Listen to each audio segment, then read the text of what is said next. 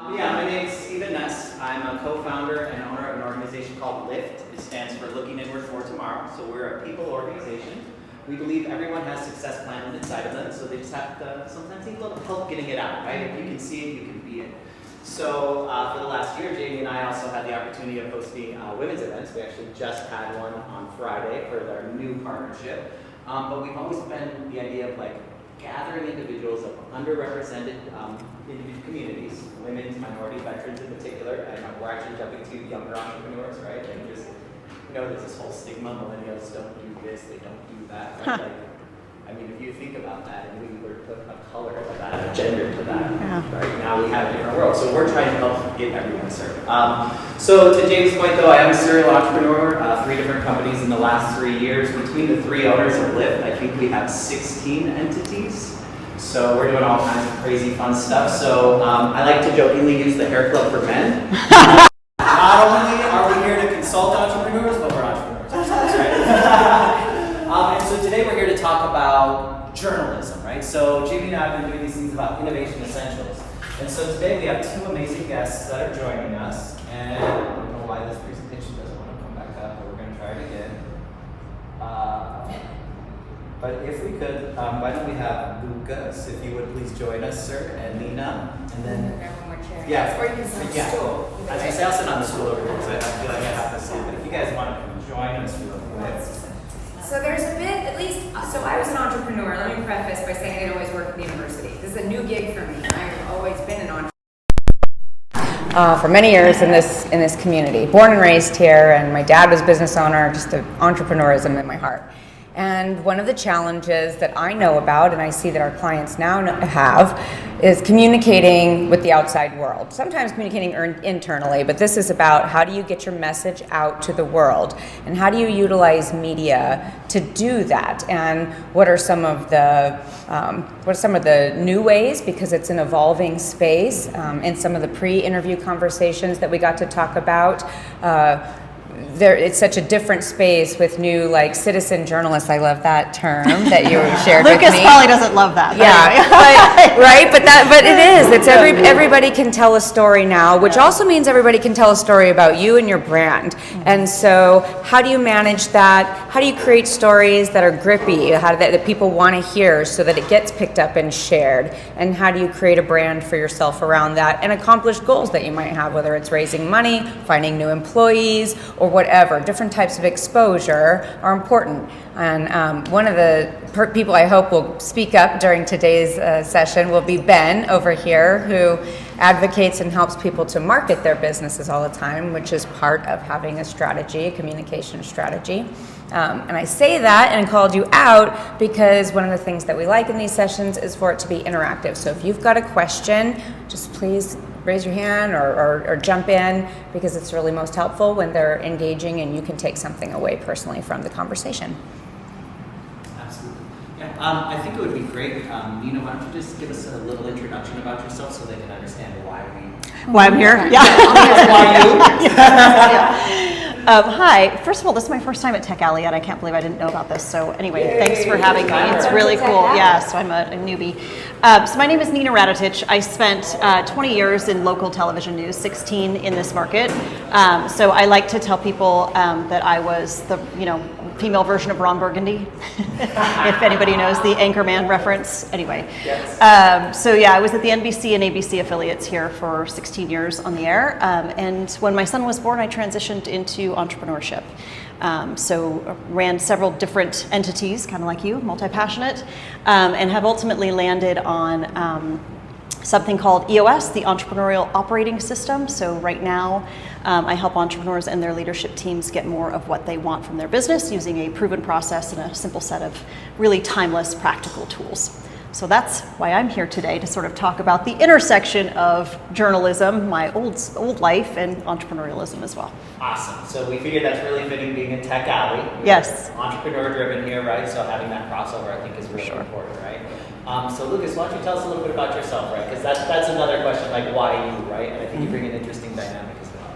Yeah, my name's Lucas Agan. I have 11 years in the journalism industry. I currently work for the Las Vegas Review-Journal as a social media manager. I also help keep our homepage updated, and I do a little bit of podcasting. So I get to be on the front lines to see some of how tech is affecting us at the Review-Journal and journalism in general. Awesome, right? And I like to think of it this way, right? Like when you think of social media, how many of you think of the newspaper?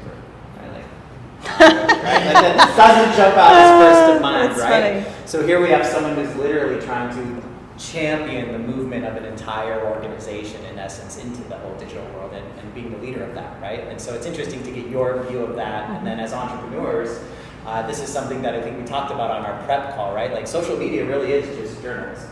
Yep. Right? Like it's just self-journalism. It's been the evolution of journalism, right? We all have that control of power now. Yeah. So. Well, and Lucas and I were just talking about that before. You know, when I transitioned out of journalism, the first company that I started was a social media marketing company. And people were like, oh, why? I said, listen, it's storytelling, which is what I did for 20 years, in a different medium. And just understanding that medium on behalf of clients. And I think the journalists made some of the best storytellers on social media, right? Because they're not afraid to put that human touch to it, that connection piece, right? And that's what you look for in stories anyway.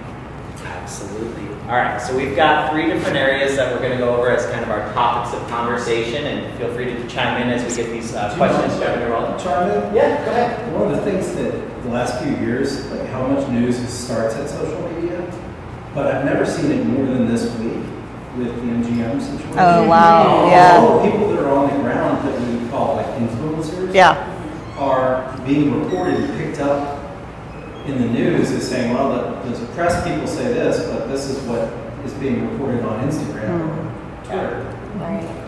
And I have something horrible to admit, like I don't consume news, right? Like that's why I'm not here. I deal with right? I didn't even know anything was happening except for social media, right? Like I saw a reel and I was like, wait a second, what? And then of course I looked into it. I'm like, okay, this isn't a hoax. No one AI this video up. Yeah. I guess if I could turn that into a question, it's like how does the news make sure that what they're reporting is a fact when it's all going so fast and coming from all these sources that aren't necessarily the official sources? Such a good question.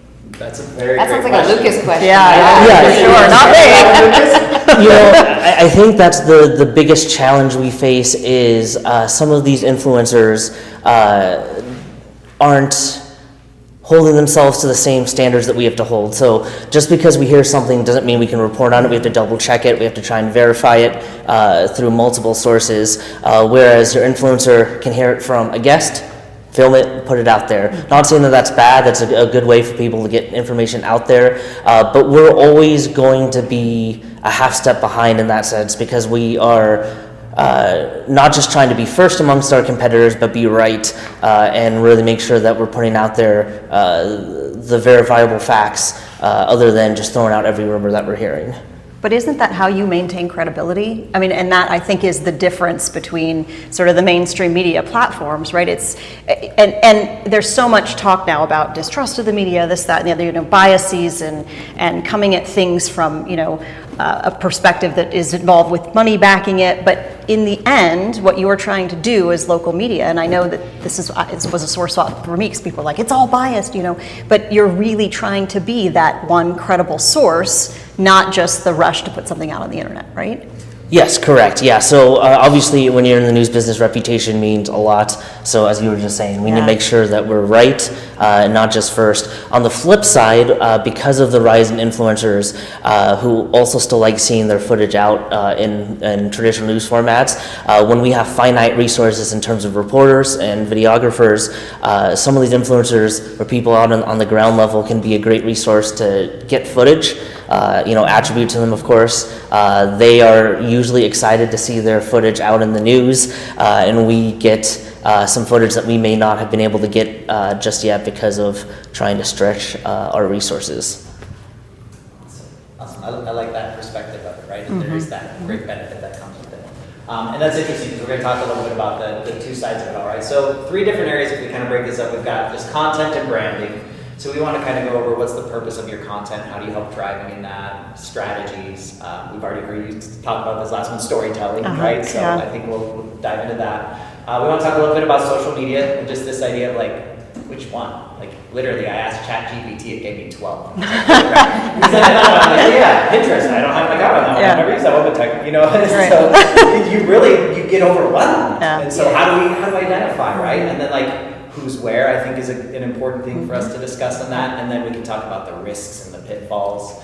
And then I want to dig into that whole citizen journalism, which I just got fascinated, just like you, Jamie, when I learned that through our pre-planned, like that idea of it and the concept. So I'd love to kind of dig in more in there. So the first one that I've got up here is just around content and strategy, right? And so it says, it kind of goes in line with that one, so we might even already have it halfway answered. But you know, in an era where personal branding is crucial, how do you ensure that your content remains true to your brand's story and ethos while still appealing to a broader audience?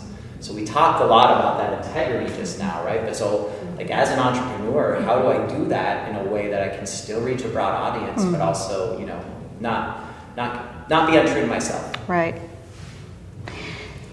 Yeah, I mean, there's so much there. I mean, I think authenticity wins the day, right? I mean, in the end, if you're not being you, right, you're going to connect with the people you are meant to connect with if you are being authentic and putting out something that truly represents who you are. So in my social media marketing business, we always counsel clients, A, you know, figure out where your audience is.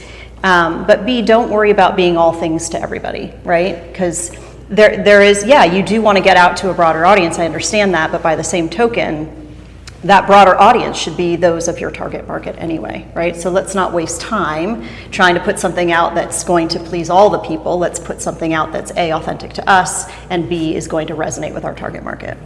Question. So and I agree with what you're saying. My wondering is because people as a group tend to enjoy to read about messiness. And I mean, let's be honest, mess is all around us. And so I hear what you're saying. Yeah. I want to always be true to myself, but also my target audience enjoys that sensation they feel when they read about mess. So how do I not include the mess, but find something to hit that same sensor to bring them over to my platform and make them want to come back? Because they'll say, okay, well, she's talking about X, Y, and Z. She's serious. Yes, right, but it's something that's not hitting that serotonin piece I need within me for whatever reason. Yeah. So what kind of storytelling are you doing to bring them there? Because I think that you can, and I want you to chime in too, because you're more involved in this. I'm on 2 social platforms because I don't have the time, and I have chosen the places where my audience is. But I do think that if you can create a story that hits an emotion somehow or resonates, it doesn't have to be messy to connect, right? That's what's going to bring them back, and that's what's going to keep you authentic, and it's going to keep you out of the I'm trying to jump in on all the sensational stuff that people are talking about online when that's not who you are. And I think an exercise, and I have a feeling you might agree with this, an exercise that if you haven't done it already would be to dive into your target audience and really examine what are those points for them that they are, motivated by, or that are, either pain points or passion points for them, and then find the intersections between what your messaging is and what picks up for them. And then there's exercises you can go through to sort of, clarify that for yourself, and then build a campaign around that. Thank you. Yeah, I would add too to think about how your content is adding value to whatever message you're trying to get across to your audience. Yeah, sure, we could all dive into the gossip and to try and track those quick views, but your audience is going to keep coming back to whatever you're focusing on if they're getting something they can't get anywhere else and in an engaging way. So I'd be more focused on what can you do to make sure that you're saying something in an interesting way that they can't get anything anywhere else that gives them value just from either watching or reading it. I like the emotional piece because we all are tied into something emotionally speaking, as you were saying. Yeah. So I think hearing all of what you all have shared, but that emotional piece, everyone is connected to something here. That we are, right? And so emotions drive the Yes. decision making. So the biggest thing I always say is like, the best businesses are solving a problem. Yep. So what you need to do is you need to highlight your problem right in front of your key personas, right? And you'll probably have a few different ones, so you'll present that problem different ways, or maybe different problems to the different personas. But then you just actively solve it in front of them, right? Like some of the best things that I've seen, especially in the SMMA world, right? And some things I've been reading and following, everyone's like, I'm just giving it away for free. What is the SMMA for Social everyone? media, oh my apologies, social media marketing agency, right? So like if you've seen anything about automating your business and getting everything on all the social media, right? So, oh, I didn't know either, Ben. I was like, I'm just gonna pretend like I know what he's talking about. right? So, but the idea is they're literally giving it all away for free. And Yeah. if you give away valuable content, people will come see you, Yeah. right? So if you know, like for me, I know one of the biggest problems my clients face is they get declined by their banks, right? And so there's like 5 or 10 different reasons I can give you why. So what I do is I say, hey, you have this problem, I know what it's like. I've been there, right? Or tell a story of someone going through that problem. I think that's always a good way to engage them as well. One of my favorite lines about all this, on the flip side, what you're saying is, don't feed the trolls. Don't feed the trolls. Yeah, like when you're putting stuff out there, if you're responding to something, be positive. Don't put out something that's but. Oh, Put out stuff that's divisive. Yeah. Or yeah. it's going to stir people's negative emotions up. So I'm actually going to take a counterpoint to that, because I think there's, all of that sounds ideal. That's ideal. Yeah. But I think there's also like a cult of personality, and people resonate with like that personality. The person that can go out there and put out noise, some signal, but like a lot of noise. And if they can put that out there sooner, faster, and then like these days, like a single person can have way more reach and Yes. power than an entire network. Yeah. And so if you can get people to like pay attention to that, like it's so hard to draw that away from the ideal case, which is credibility and facts and signal. Noise. There's so much noise. Like it's so hard to like rise above that. But doesn't it come back to like kind of what your end game is? Like I keep thinking in terms of somebody that's putting that out, what is their end game, right? Are they looking for the negative attention, right? Because I think that is sort of short-lived. We're right, but news cycles Yeah. are short-lived. Right. And so like Business cycles aren't. Right, so I think Yeah. that attention in the beginning, if that's your strategy, is like a shock strategy. You've got to be able to then build out a reputation of credibility behind it, because ultimately, if you're a business, you want people to trust you to the degree they spend money with you, sure. right? So it could be a strategy just to get yourself out in front of everyone, so long as you're following. I mean, I guess would you guys agree with No, that? I think the only difference could be it also depends on your business, right? Like if Yeah. I Right. Yes. product Totally. that you buy Yeah. once and Yep. you never purchase Yeah. again, and Yeah. it's not a big ticket item, then yeah, I mean, you could just go masses and Right, masses, right. right? Say whatever you And want. if you're leaving town the next day, And that's the interesting point I like about Lily talking about it earlier, and it goes really well with the next question, right? So we know virality is an important thing. You want to get a bunch of eyes, right? Like that's something we want to do. So how do we do it? And we want to reach people, right? So, but what are some of those deeper purposes that either you guys, through your organizations are trying to push, or that you would recommend to business owners in order to, so if I'm not demonstrating that credibility, what are some other things that you would recommend? Generally, when we have something go viral, it's because we either made a mistake or we broke a story. I mean, let's just be honest here. So let's take the negative out of the way. Getting something out there first, but is also sticking to our what we're trying to portray. So going back to what we were saying before is, none of our reporters are going to get in front of a camera in an NBA jersey talking, like they would with their friend. We have, the way we speak in front of camera and all that stuff. So that's always consistent. Just trying to get exclusive footage, trying to get an exclusive story before our competitors. I think the danger with going viral is you might get attention real quick, but the internet tends to then look at you more closely, and then the criticism comes real fast. So I think in a lot of people, you see them rise quickly, and then you see a bunch of hate come out at them almost just as quickly. That can be hard to stem. True, but also I think the old saying is there's no such thing as like bad publicity. And so they lean into that, and that becomes power. I think some Hollywood actors and producers might disagree with that a little bit. Sure, but I guess it depends on the business. It depends. Like if you're strictly an influencer, sure, the hate probably just means just as much to you Yes. as the love because you're still interacting with your posts. But from a business side, that hate can submarine you, I'm sure, pretty quick.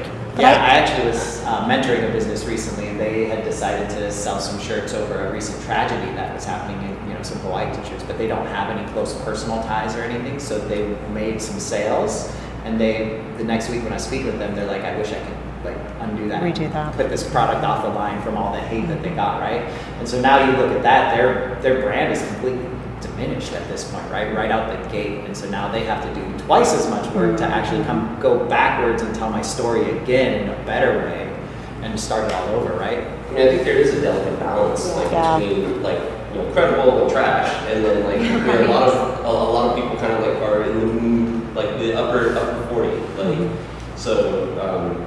But yeah, so it's actually seemingly in that sort of middle somewhere that there's the most eyeballs and dollars and so forth, where but even journalism these days leans some way in many cases. Mm-hmm. So I like this because it's an interesting idea, right? So if we take the conversation we're having and this and laying it over, okay, well, I only put 7 of them up here, and one of them some of you may not even really recognize if you don't follow Elon Musk, right? Oh, yeah.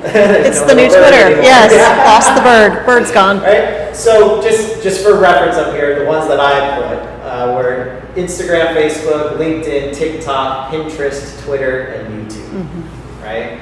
And so when you look at just even those 7, we talk about not only a huge difference in demographic, but we also talk a huge difference in content, right? Yeah. In both presentation and consumption, I think, right? Mm-hmm. So I think the first question is how do you determine which one's going to be best for you, right? And I know we're going to say that depends on what type of business you are, right? So let's go through some examples, maybe to put some meat on it for everybody. Does that make sense? So, I'll I know that for me, I'm guessing the 2 you're on is Facebook and Instagram. I'm on Instagram personally, but for business, LinkedIn, and I have a Facebook business page. Yeah. Right. And so I'll be on 3, right? Yes. Facebook, LinkedIn, because we already have LinkedIn as well, right? Yeah. But that's, for instance, if you're in the B2B world, like I am, you are. Yep. The average business owner or average start is 40.6 years old, right? So if I look at the demographics of these, I'm like, okay, I know Facebook is there's nobody under 35. Right. My kid is like, what is Facebook? Yes. Yeah. Right? And then I know if you go shorter, we hit Instagram, right? And so let's talk a little bit through some of those, right? So I have one of my clients. They're in the infinite banking concept. I don't know if you guys are familiar with that, but anyway, that's the work that they do. So wealth management through infinite banking, and what their primary channel, which I found so interesting, is Instagram and YouTube. And they get most of, they have a podcast, they do it live. They post it live on LinkedIn as well, but they don't get traction through there. So somehow they found that Instagram has been their best. They do a lot of shorts and YouTube shorts and that kind of thing. That's what works for them. Go ahead, Ben. Well, those platforms reward the short videos the most. Yes, They exactly. longer podcasts. They can. You have to also look at what the platform is pushing. And what it can do. Exactly. Yeah. Well, and then I was going to just mention, I posted a picture on my LinkedIn recently of a construction company that I work with, and their CEO got a call from one of their colleagues, another company, and said, "What are you doing? What is this? What are you doing with Nina?" So, and now I have a sales meeting with that group as well. So, LinkedIn works for me because of that reason, right? Instagram, I will do some stuff on, but it's really I did not change that to business. So again, it does.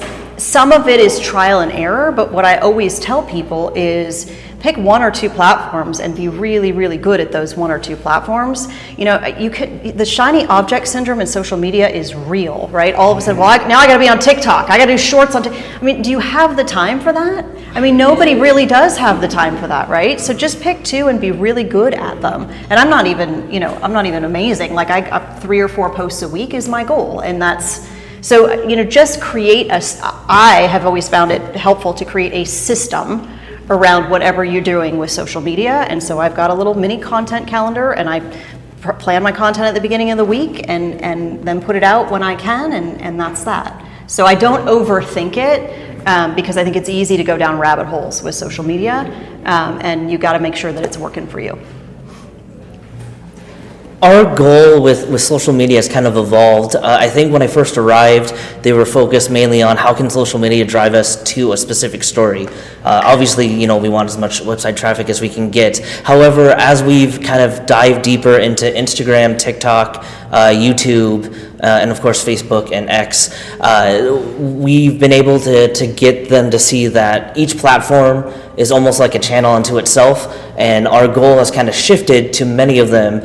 So on Instagram and TikTok and YouTube, we're posting a lot of our videos and whatnot, where the goal isn't necessarily to get them to click on a link to go back to our website. It's to build trust, and it's to get somebody who doesn't read a newspaper at all to see, hey, we've got this portfolio of video products that we're putting out daily that you can come to and get your news that way, in a 15-second video instead of a 300 or 400 word article. So it's really trying to get our brand out there in different ways and shift it away from the traditional newspaper audience there. I will agree with what was been said. Choose a couple to get really good at. Having a social media platform that's been dead for a while looks far worse than having one or two that you're keeping up with and only having those two. So don't expand too fast when you're looking at social media. It takes a lot more time than you think. Can I ask a question? Because I think this gives good perspective in terms of how many people are on your digital team managing social media? Like, just a plug for, it takes a village, right? It does. I'm one of two social media managers. I'm in the morning to early afternoons. We have somebody early afternoons to evenings. Our digital staff has about 12 to 15 people. Our video team, our video team also is a whole other unit there. So it truly is a team effort to create content throughout the day. And we're posting, my goodness, on X we're posting every half hour. Same with Facebook. Instagram we're doing 3 or 4 posts a day. And TikTok, we're trying to get 1 or 2 videos up a day. And you're pulling from all those 12 Yes. people the content that they're, so this is, Yep. that's why I'm saying pick 1 or 2. Yes. So I'm a major in photography. So I just want to know which I can use to improve my Your business is in photography, is that what you said?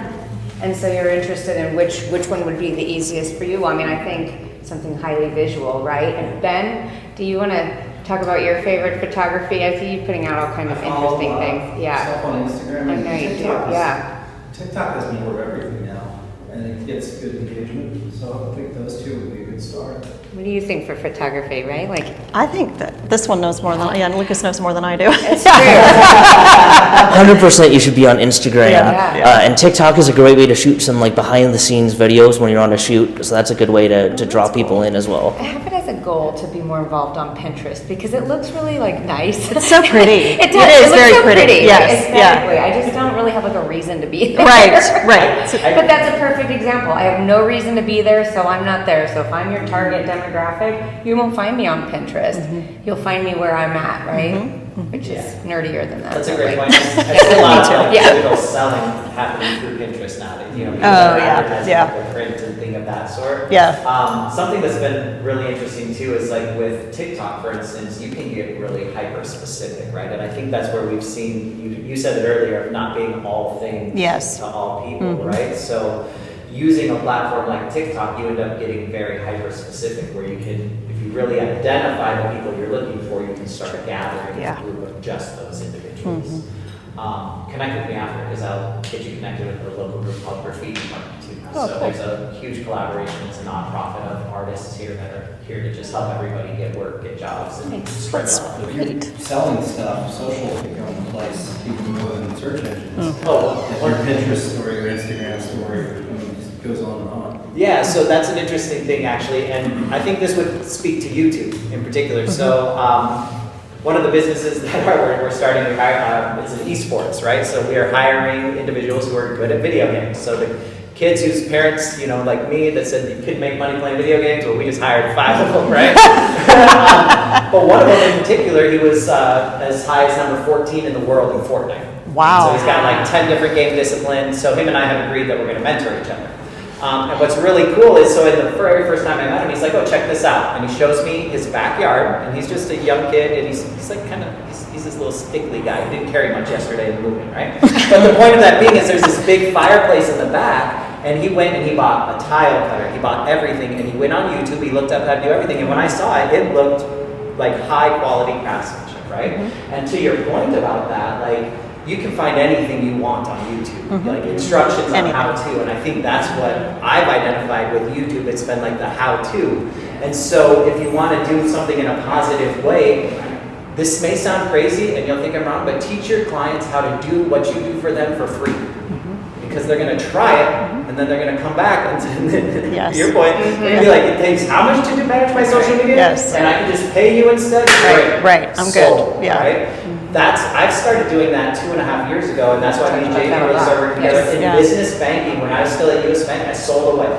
Great. Oh, here's 3 people to go get a quote from on this deal, right? Please shop it away, right? And they'll go out there and they'll have interactions and they'll see, wait, he knew this and they didn't know that. And I'll be like, oh, you're talking to these people? Ask these 2 questions and I'll see you next week, right? And it's just amazing when you let them self-discover, right? So if you give them the resources, you can get more traction, more quality, more credibility. That's right. Right?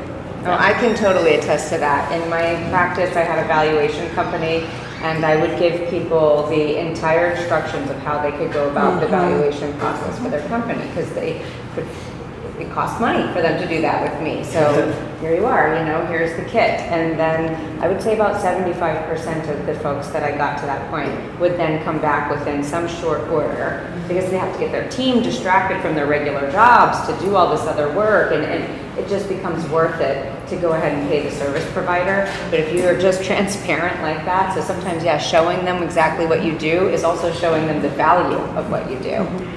And I think we have a fear around giving it all away, but that's what I get paid for, right? You have a fear around giving it all away when actually you are providing value.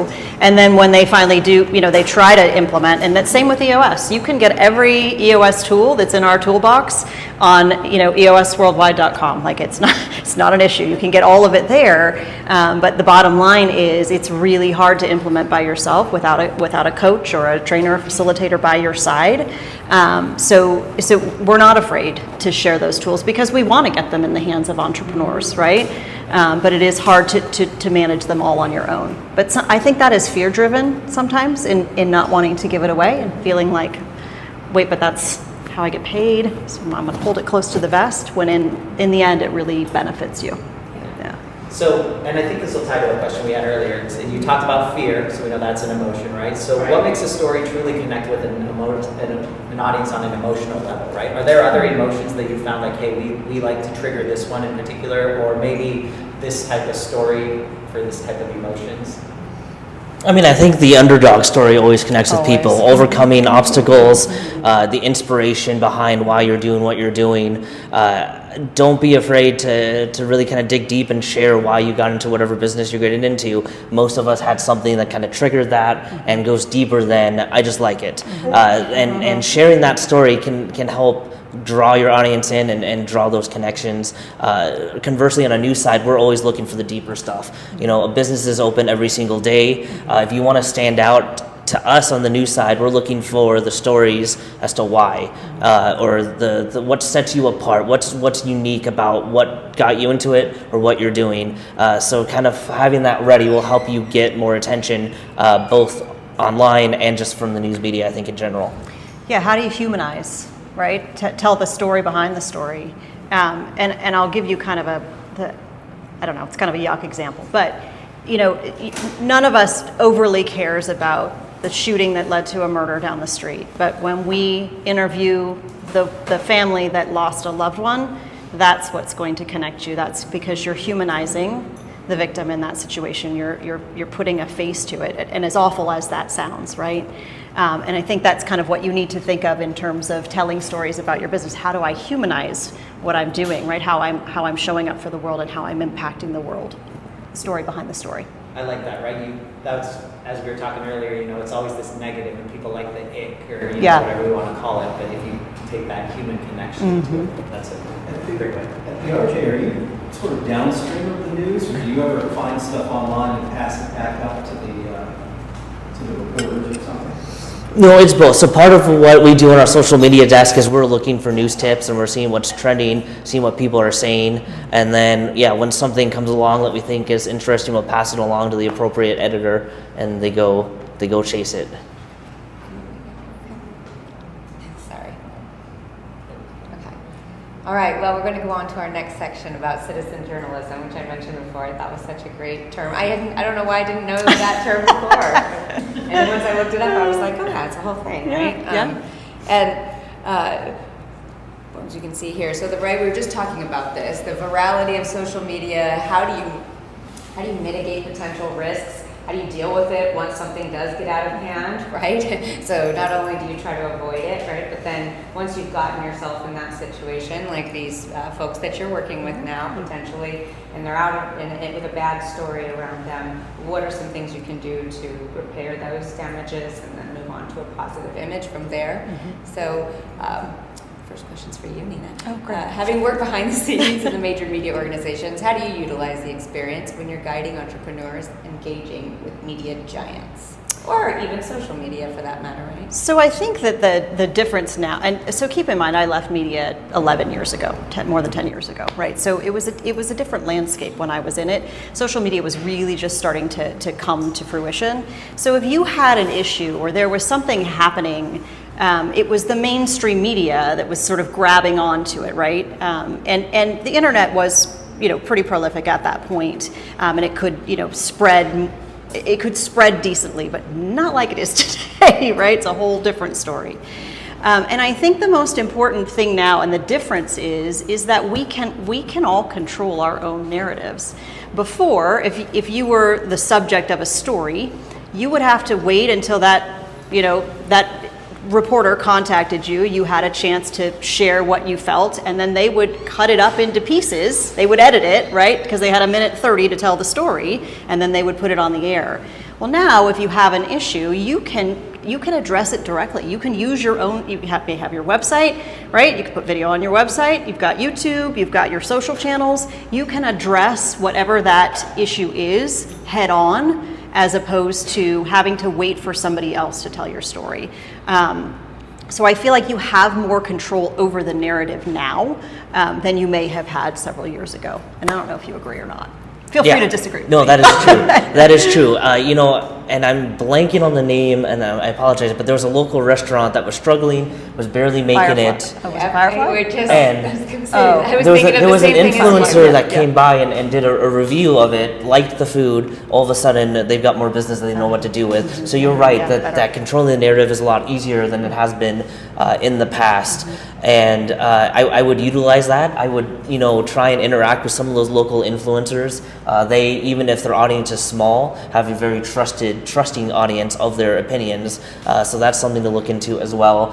One thing that I would caution, that I have seen happen a couple times, is there was an influencer here that did something on a local business that I kind of remodeled, was trying to get their new story out there. However, it was so overwhelmingly positive with no negatives that clearly it looked like he had been paid, or it very seemed like that. So then the perception went from, oh, this property is good, to, oh my goodness, this guy just got paid off. How can we trust that review? So just be careful with that.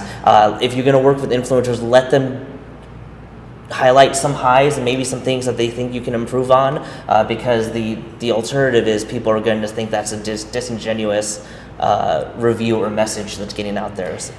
So, quick question. So would the responsibility be then on the business owner to make sure that it is a little bit balanced in terms of what the influencer will, communicate or share? Because then it's like they're not telling you what to do instead of, Yeah, no, so some of it is just you have to trust what they're doing. I think what the issue was is this particular influencer had reviewed other properties and always had pros and cons. And then just randomly this one, the cons were negligible compared to what they had looked at in the past. And even things that had been cons for this person to other properties, all of a sudden a pro when he's talking about this property. So it's just, you have to trust them to a degree, but it's just, I would never pay someone to be only say good things. Right. Because that could backfire just as easily as it could help you. But I think your opportunity now is so much greater and broader than it ever used to be. And I'll give you an example. There's a woman, and I've been following her on social media. She is franchising her body waxing business. She's been in business for 10, 12 years, and now she's finally expanding to franchise. And I've been watching what she's doing on social media. She has a PR rep, but that PR rep is going non-traditional, right? So there is some mainstream media that she has been in, right? Maybe some online, not like local news, but online publications, but she's appearing on all kinds of podcasts that focus on franchisees, franchisors, and so she's got a broader reach. The PR strategy is so much different than it used to be. It used to be about getting coverage on local news and hopefully having them tweet something out on social media, and now you've got people have their own YouTube channels that are influencers, right? That may have your target audience. They have podcasts, there's online news outlets so there's the opportunity is so much greater to get the message out for your business. And I might add too, from a perspective of creating a positive association with an early stage brand that may not have a lot of followers. So you're like, great, I have these channels, but I've got 17 people that look at it, so what?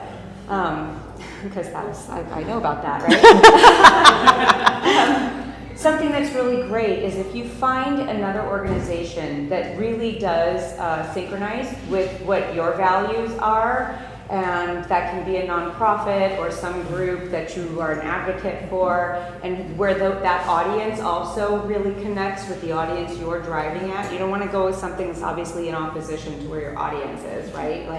I think there's some obvious things like unless you really want to go there, like maybe you do, it's something really bold, but you might want to stay away from like religion and politics as like your passion points if it's for your business, unless that's the direction you're heading, right? But there's a lot of other things. If your audience really cares about animals and that relates to your business and you can connect with, let's say, the NSPCA in a way that's a co-branding opportunity, or you're volunteering with them, or you're showing up at their stuff, and so you're posting about that and you're tagging them, and that audience begins to get to know you.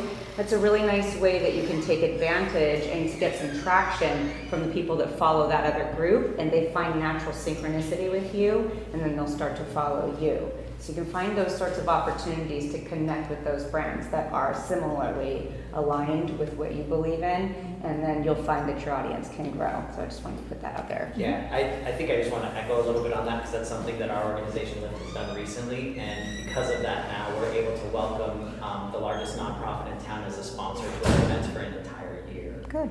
Right? So there's That's huge. huge power in collaboration, right? So thank you for the last year, by the way, right? Like, because under United, where there's things called Women's United, and we've been intentional about helping women entrepreneurs for the last year and continue to do so, right?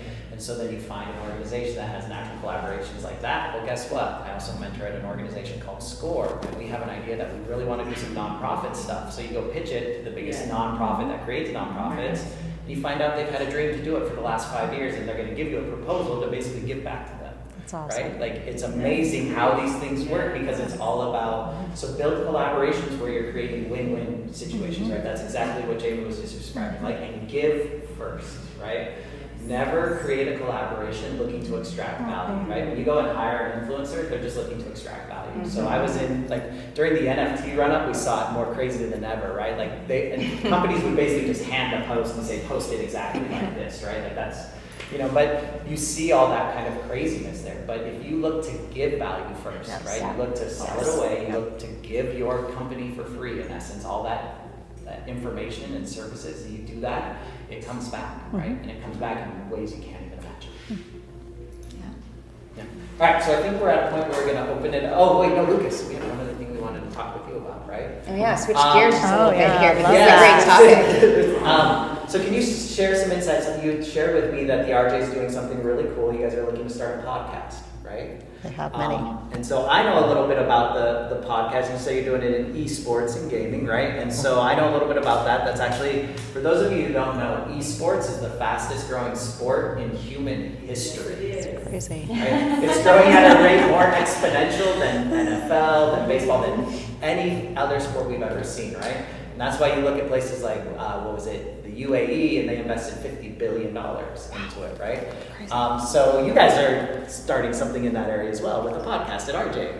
Yeah, we have a weekly podcast called LAN Parties, and we're interviewing just various people in the gaming and esports world, so from coaches to athletes to developers, kind of all along the creative process there. That's out on all major podcast platforms. It's a space that, as you just mentioned, is growing rapidly, and we were looking for ways. Oh, Nikki's all excited. Nikki's. It's all right. You're good. It's all part of the show. Oh, yeah, this is great. It's a good part, yeah. He overpowered me. Oh, man. Come on, buddy. Over here. That is hilarious. And we were looking for ways to kind of enter that world. And in speaking to changing customer habits, we knew it couldn't just be articles, right? Because the esports audience isn't looking for that. They're looking for videos, they're looking for podcasts, looking for short form content. So this is our way to kind of meet that audience where they're at and open the RJ up to a whole new sector of audience that, frankly, we probably wouldn't be getting without some content aimed directly at them. So the former general manager of Channel 13, where I worked for 5 years, is the head of digital, right, at the RJ. Like he's done an incredible job with working with you, Lucas, and the team to really sort of build out this new media, right? Yeah. So Ryan Smith, he's actually a co-host on the podcast. Wonderful guy. Yeah, he's been instrumental in building up the digital operations. It's been a pretty rapid rise, and I know that they all work hard. They've got a 7 at 7, which is a 7-minute news broadcast that we also split up into chunks for Instagram and TikTok. So yeah, Ryan's done an amazing job in helping usher RJ in more to the digital age. That's awesome. And you just dropped a big knowledge tidbit if anyone's struggling with creating content, right? So we just started doing something, and we used something you just mentioned there, right? We start by creating something long form. So we set aside recording, and we said, hey, here's 2 videos we're going to create, here's the scripts, right? But within them, I can break down 10-minute segments, 15-minute segments, a minute segment, right? And I now have like 27, I think I actually have like 50 videos that I can actually now post, right? So definitely ways to make it easier. I'm sure you've got tidbits for days. Tools that do that. Oh yeah, and auto captions on. I need those tools, yeah. But I think that's the other thing too. If you get media attention, right, it's not just one and done. You can take that article, that interview, you can put it in different, right, make the most of it. Put it on your website, share it across all content platforms and share it often, right? Because it doesn't have to just be one and done, for sure. That's where knowing what the platforms will reward you for. Yes. Like if you use stories, reels, that's going to get 10 times or 1,000 times more engagement than just a regular post on like Facebook or Instagram. Mm-hmm. Like it's insane. LinkedIn is now a video host, so putting a YouTube link is not as valuable as putting the video on LinkedIn, but you have to know the ins and outs of that. Mm-hmm. Right. I like that, right? So I think we want to open it. We've had a lot of Q&A the whole time, but we want to open it up. If anyone has any particular questions they would love to ask of our guests. Anything you want to learn in particular? Yeah. I'm curious how, everybody on the country, particularly like in traditional media, is thinking about how AI will augment, social media, because text to video is coming really soon. So, if you want to learn how to, like a how-to, for instance, you can how-to on demand. So, I'm curious. I'm diving down that rabbit hole as we actively speak. Right? Yeah. So I'm building automations into a lot of the things we do. So faceless YouTube and Instagram channels have kind of already existed. So we've seen an evolution of that now with AI, right? Where now as you see an image there, you don't know if that's a real person or not. Yes, right? freaky. And so for me personally, I think you're going to see a large push in that. There's a really interesting theory called dead internet. I don't know if anyone's ever heard of that, but this idea when AI begins to take over, there will be so much regurgitation of the same information that you'll never be able to find it, right? And it's these really interesting ideas. So for me personally, I think it drives into more information overload, which is going to be one of the negatives, but I also see the huge positive in the fact of just like the ability to create, right? Like the reason I was late is I rabbit holed with ChatGPT this morning. I didn't have a good excuse.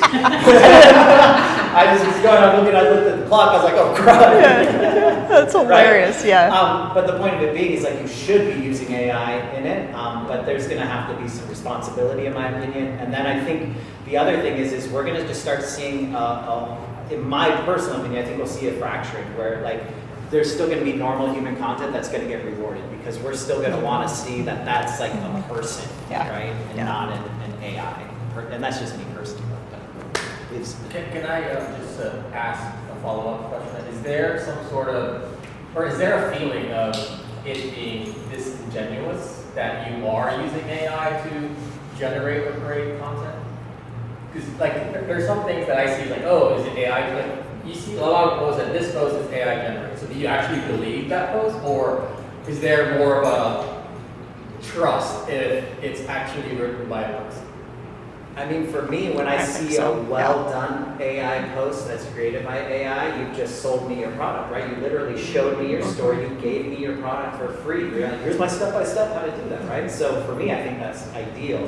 When I see them and they're made poorly, you see the chops, you see misspelled captions, you see sloppy breaks in the cuts, right? Like when you see those type of things, then yeah, absolutely. Then it doesn't even hit at all, in my opinion. It's just like it's a straight miss. You're going right to the black hole in Instagram, and no one's going to see that. So I guess that it doesn't really matter as long as the content that you're consuming is structured, has good value. Does it really matter if it's written by AI or a person?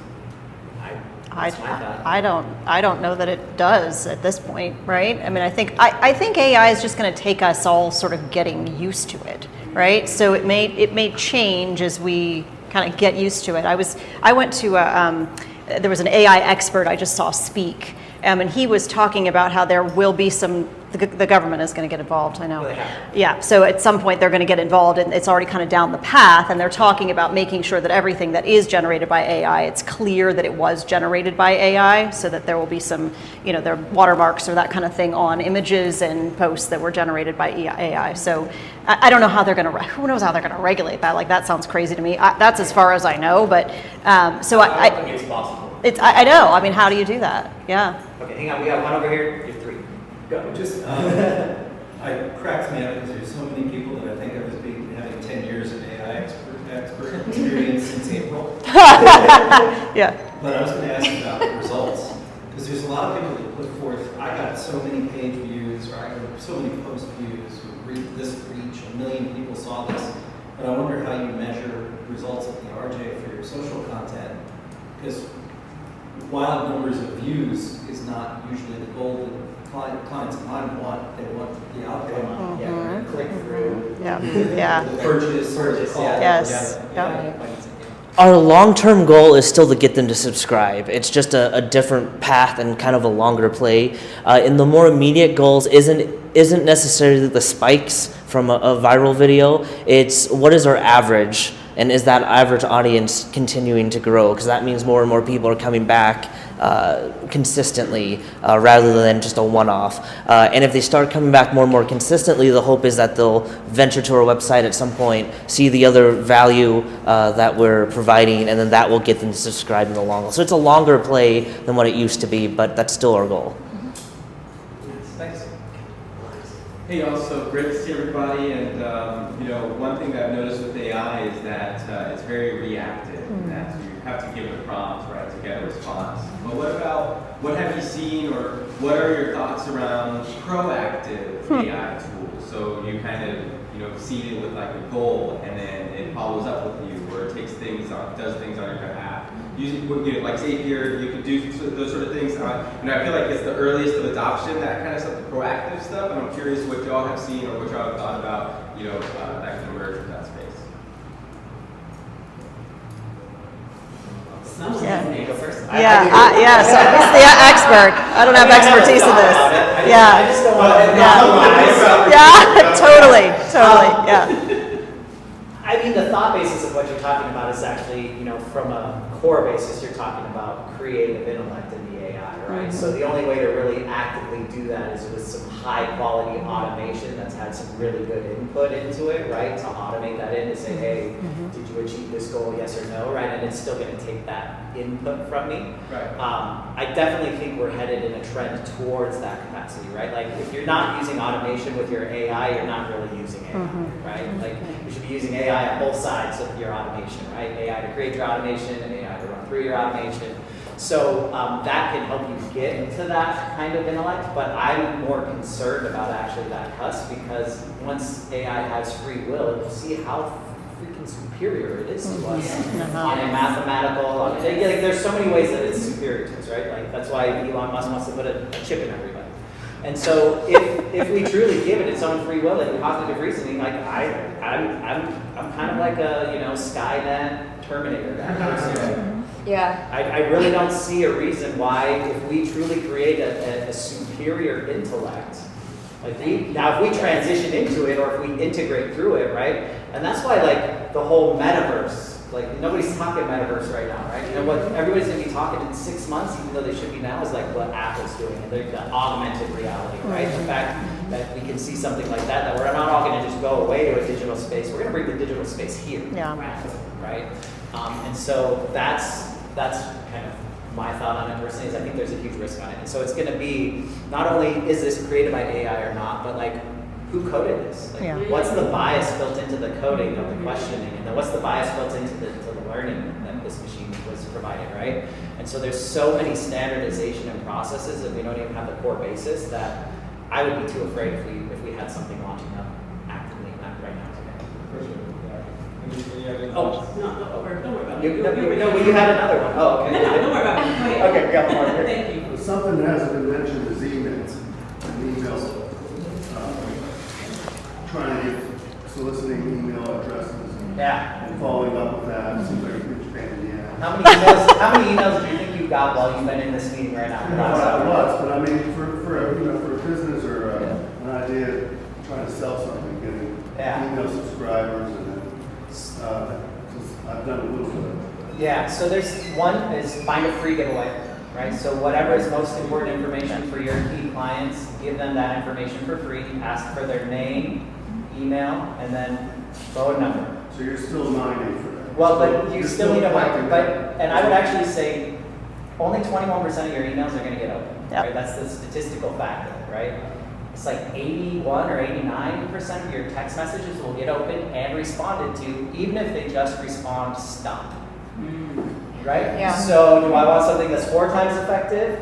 Right. Well, So don't right. even collect email. Like you collect emails, distribute value through emails, Or, right? or if you're use the soliciting- systems that require that the people opt in, and although a lot of people won't, that's okay. Because you're just going to annoy them anyway by sending them the email, so you don't want to. But allowing people to opt in to receiving communications from you is shown to increase their receivership of what you're submitting to them, because they feel like they have a choice in getting it. Reinforcing, sending it back to your Facebook or your Instagram. Are you asking if email is still a thing in terms of marketing? It seems like it should be like a dog.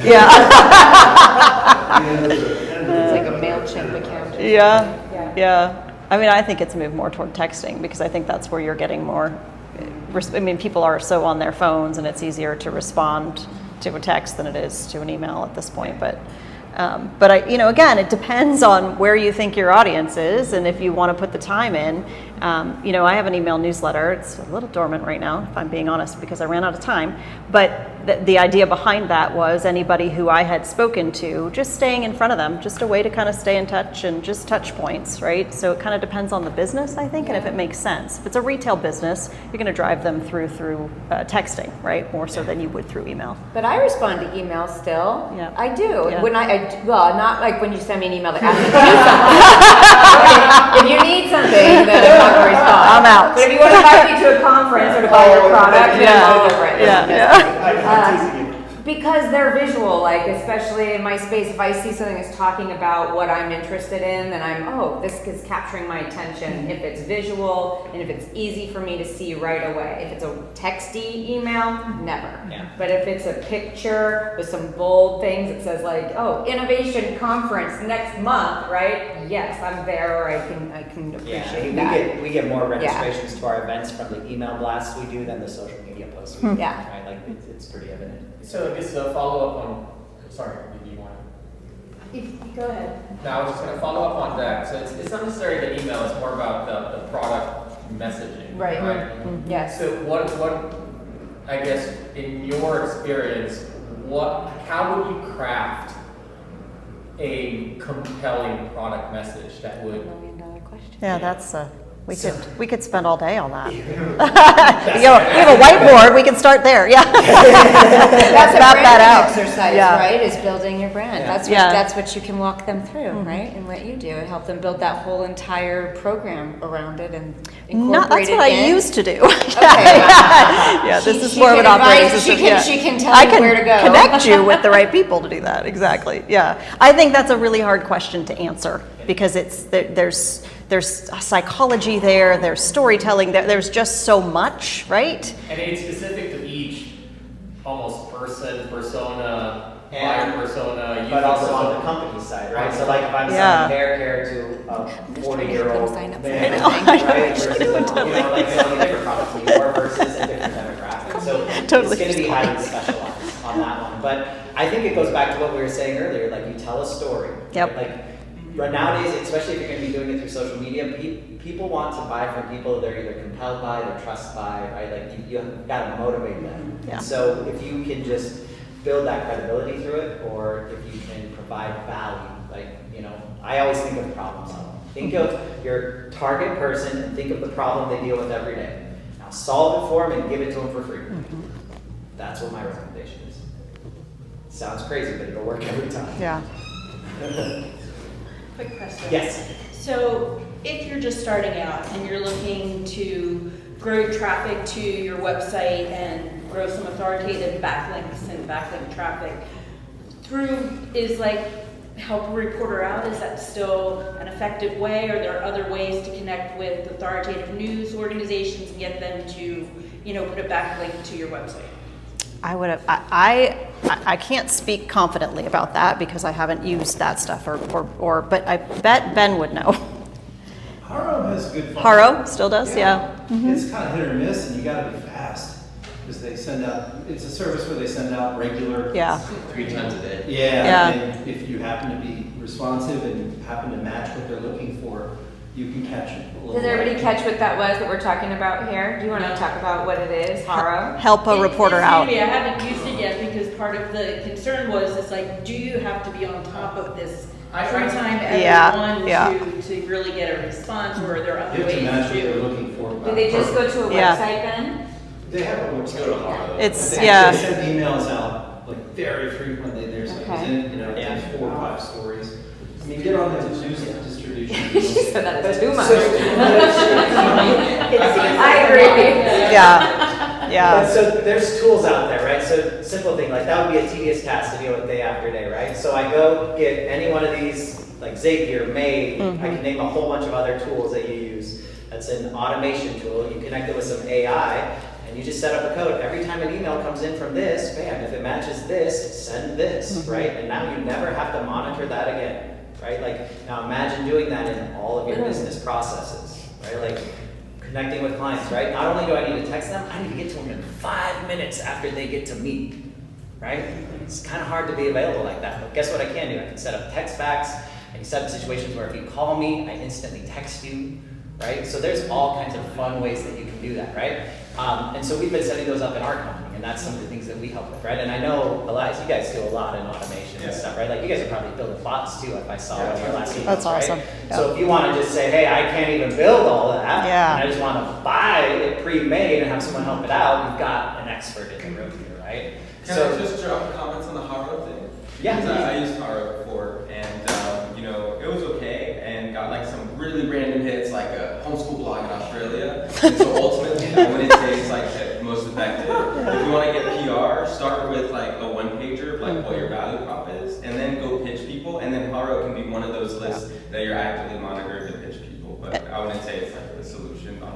And there are some freelance PR people that you could hire. I'm about who, not how. That's my motto. But you can hire a freelance PR person to talk through what the right strategy is, because I think you have to back into it. You can try all these platforms and go down rabbit holes where you're like, I'm going to try this, I'm going to try that. But until you kind of build a strategy, I think, and work with somebody maybe to do that, and decide these are the 5 channels we're going to try, right? And have them help you with that up front. It's an expense, I get that, but I think it's the better way to go because you waste less time, you get there faster. It's also really helpful to have an angle and like create the story too. Yep. Yeah. Well, I think we could go on and on with this topic. We've exceeded our time for today, so we want to thank you all for coming. Stephen and I are both available. You can find our emails. I don't know. And I don't think I put her. Nina, do you want to give how can someone contact you about maybe engaging for EOS? Absolutely. So I'm available at nina.radatich@eosworldwide.com. And it's a hard last name to spell. I know, I didn't take the married name, should have just done that, that's Finn. So anyway, so Radetich. I have cards, if you guys want cards, feel free to just pop by. I also have copies of the book Traction by Gino Wickman. I have them in my car, so if anyone wants a free copy of that or you want me to send that, by the way. let me know. That was one of the best things that you gave to me. It's a great book. Yeah, it's fabulous. So, What is it again? Your books? Traction by Gino Wickman. So the entrepreneurial operating system, just very simply, is a way of sort of orchestrating and harmonizing all of the moving parts of your business so that you can run a better business. It's an operating system with a simple set of tools, disciplines, and a proven process, essentially. And I wish I had read it a long time ago when I first started my business. Yeah, me but it too. wasn't Me too. Looking back on it, I go, wow. Yeah. So for what it's worth, I don't advocate a lot of things, but that is what I would definitely Thanks, recommend. Jamie. There you go. Awesome. Yeah, so we just want to thank you all for your time. Again, we've gone way over. If you want to follow us on any socials, we've got my organization, LIFT, we've got UNLV, OED. I totally should have put yours up there. I didn't even think Totally about it. fine. She's Look got us too. cards, so please. Yeah, I have cards. If you have any questions, we'll be hanging around for a few minutes, but also there's lunch in the middle area, and then Awesome. the next group classes are at 1 o'clock. That's right. Awesome. Awesome. Thank All right, you. thank you guys. Thanks, guys. Thank you. That was fun.